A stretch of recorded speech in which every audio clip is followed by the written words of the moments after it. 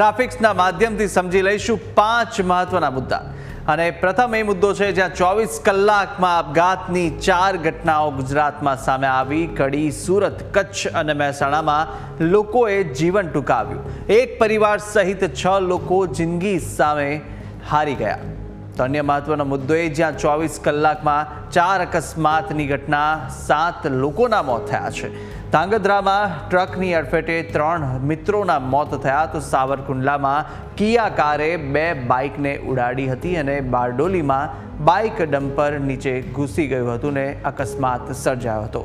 તો અન્ય મહત્વનો મુદ્દો એ જ્યાં આગામી 7 દિવસમાં પુષ્કળ ગરમીની આગાહી કરવામાં આવી છે અને ઉત્તર સૌરાષ્ટ્રમાં મહત્તમ તાપમાન 41 ડિગ્રી થઈ શકે છે।